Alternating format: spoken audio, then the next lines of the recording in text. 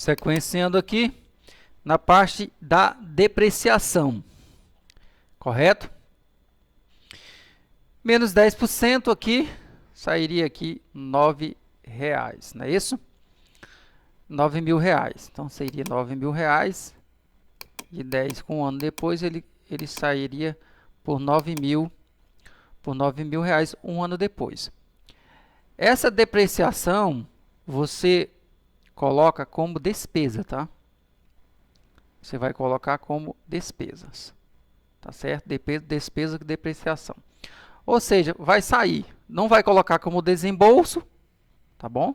Não coloca como desembolso, mas você coloca despesa, coloca como despesas com depreciação. É importante você especificar, no caso aqui da depreciação das máquinas, não está citando que tipo de máquina, eu coloquei aqui a propósito já para gerar esse argumento aqui com todos vocês que estão acompanhando no curso online ou aqui mesmo nos computadores do colégio. Beleza? Então, agora existem outras situações nessa parte da deprê. Nessa parte aqui da deprê. Por exemplo, aqui, ó, eu tenho aqui na parte da depreciação alguns bens que podem estar sendo vinculados. Por exemplo, a pessoa comprou um terreno, tem um terreno da empresa, e esse terreno, vou colocar aqui que ele custou 100 mil. Né? Custou 100 mil reais. Só um exemplo aqui, tá? Custou 100 mil. Só que o que aconteceu? O que aconteceu? Teve uma invasão aqui. Ele comprou o terreno. Tem aqui o terrenozinho. E aí, teve uma invasão ao lado desse terreno.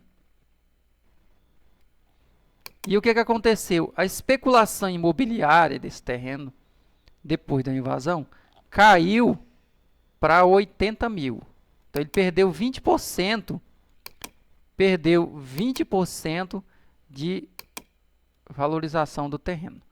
Professor, como é que se aqui é da empresa, como é que eu colocaria? Colocaria com depreciação? Não, o terreno não tem depreciação, tá? Então, quem for aprofundar seus estudos na linguagem contábil, o terreno não tem depreciação, tá certo?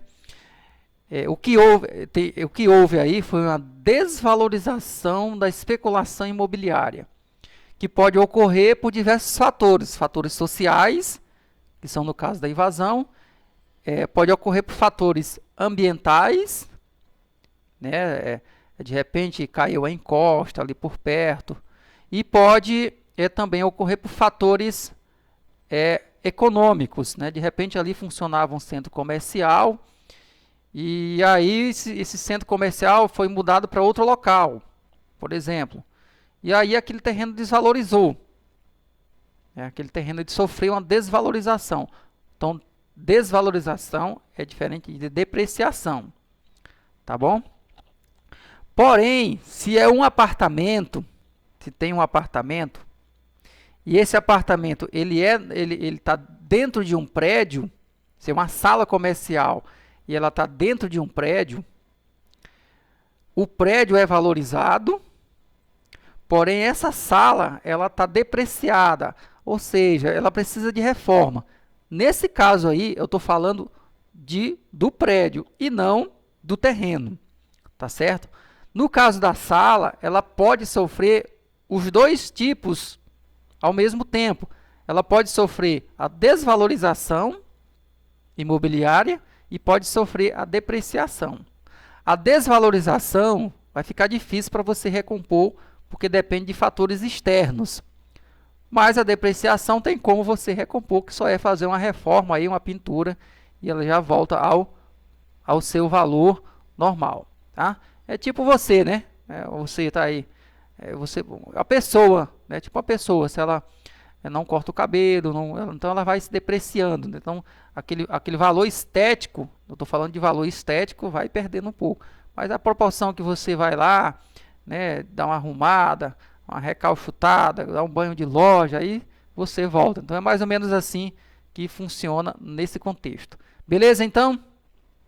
Sequenciando nossa temática.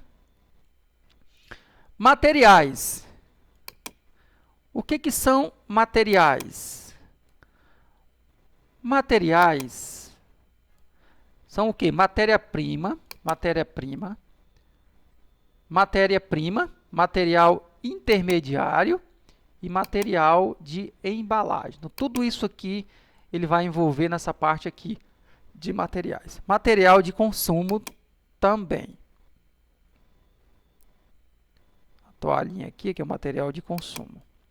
Então, tudo está contido em materiais que você vai precisar em todo esse processo aí. Beleza? Mão de obra. O que é a mão de obra aqui no processo?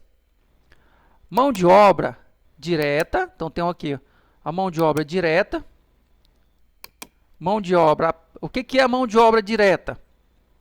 Mão de obra direta é a mão de obra aplicada diretamente na produção. Equivale à mão na massa, tá? Então, por exemplo, no processo da padaria, o que é a mão de obra direta? A mão de obra direta no processo da padaria não é o entregador, não é o que está no caixa e não é o atendente. A mão de obra numa padaria é o do padeiro, a pessoa que está com a mão na massa, a pessoa que está fabricando os pães, tá certo?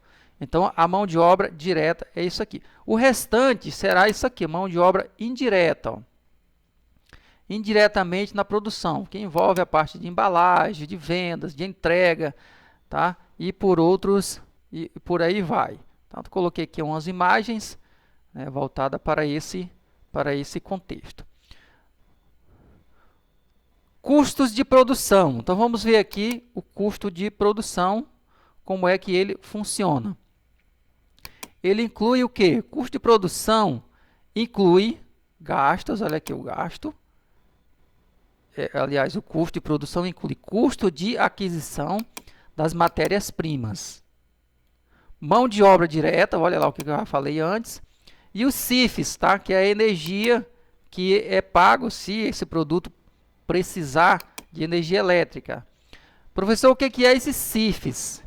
Esses CIFs aqui é um tipo de contrato que as empresas industriais elas fazem com as fornecedoras de energia elétrica, que é um contrato fixo, tá? É diferente, ele vai lá, vamos supor lá, R$1.000, então ele faz um contrato fixo para ele ter uma base para formar o custo de produção do produto. Tá certo? Então eles fazem uma média e cobram um valor fixo, e por isso esse tipo de contrato aí é o tal de CIFs, que é um contrato que existe entre a empresa e a fornecedora de energia da região. Tá certo? Para poder ele ter uma precisão, para poder a empresa ter uma precisão na formação do custo de produção. Manutenção. Ó, manutenção aqui. A manutenção aqui vai ser o quê?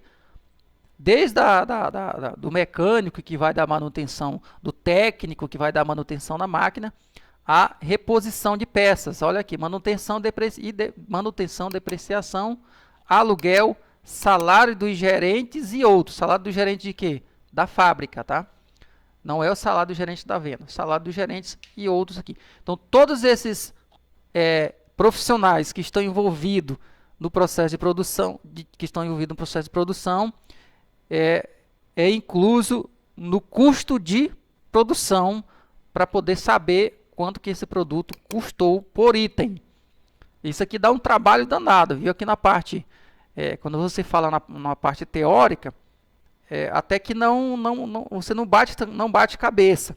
Mas quando você vai colocar, você produziu lá 1.500 pães, né, para você distribuir, para formar o preço unitário do pão, aí você precisa ter todos esses requisitos aqui, todas essas metodologias, né, toda essa topografia aqui, para que você possa formar o preço individual do pão, por exemplo.